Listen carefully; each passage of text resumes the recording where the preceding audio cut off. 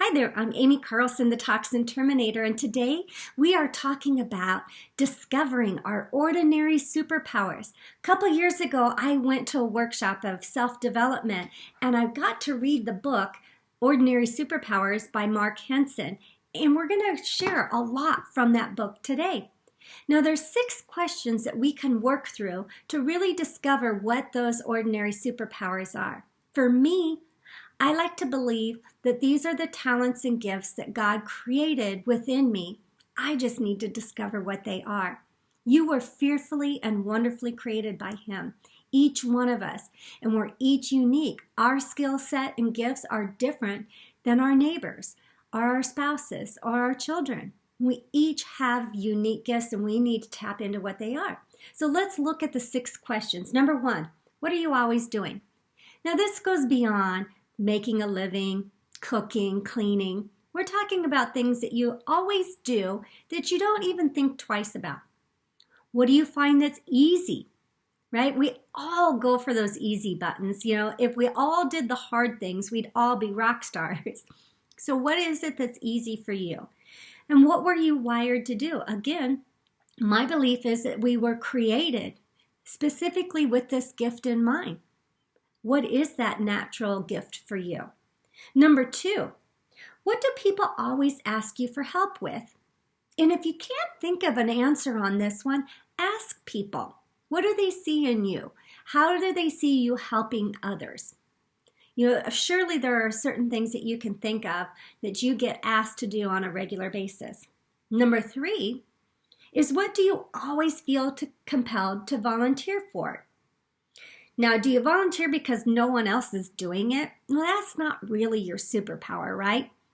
But do you know that this is your strength and you could do it just with your eyes closed, right? We all have those strengths that we can do. I love to host. I host parties, I host classes, I host online events. That is something that's easy for me to do, whether it's a party for 10 or a gathering for thousands. I love to put those kinds of things together. I can do it with my eyes closed. Number 4, what do others admire in you?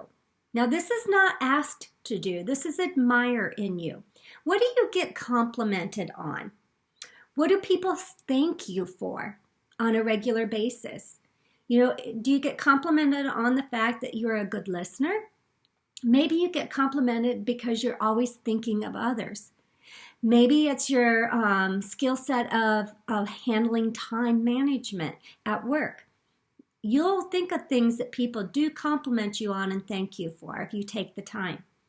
And number 5, what do you do that makes a positive difference for others? Now, maybe it's volunteering. Maybe it's doing things for others. Maybe it's paying it forward. Maybe it's creating those potluck dinners and taking them to the neighbors who just had a new baby, or there's been a death in the family and you're just trying to make life a little bit easier for them. But there's always something that's going to make a positive difference for others. You know, I love to teach. And when I was in my other corporate world, when I owned businesses, that was something that just lit me on fire. When I knew I could bring somebody in to the organization, I could teach them a skill set that improved themselves so that they could go and move up the corporate ladder as well. That was just lit me on fire. I love being able to do things like that to help other people make a difference in their life for them. The last one, question number 6, is, what do you enjoy most? What lights you up? I just shared with you training other people, teaching other people. When I see the light bulb go off on them, it just lights me up to know that there's something I can share with you that's going to be of benefit for you in your life. What is it that lights you up? Maybe it's being an advisor. Maybe it's a listener. Maybe it's helping people with a technical issue. A computer, you're an electrician or a plumber and have that skill set. And it just makes you feel good to be able to provide that value for others. There's something that you do and could be multiple things that you do that you enjoy. I love to create as well. And when we were having our grandkids, I have 12 of them now, I created out of yarn, I crocheted, and I created something for each of them. And I enjoy doing that, and that was a benefit for someone else. Now, once you're identifying by asking yourself these 6 questions and really taking some time with it, there are 4 more questions that I want to ask yourself, and it'll put you to the test to really know, is this truly a superpower or not? Okay, so here's the 4 questions. Does it come naturally? Is it something that you've got to really work on, or is it something that you could do with your eyes closed, know it like the back of your hand? Number 2, do most people don't have this ability?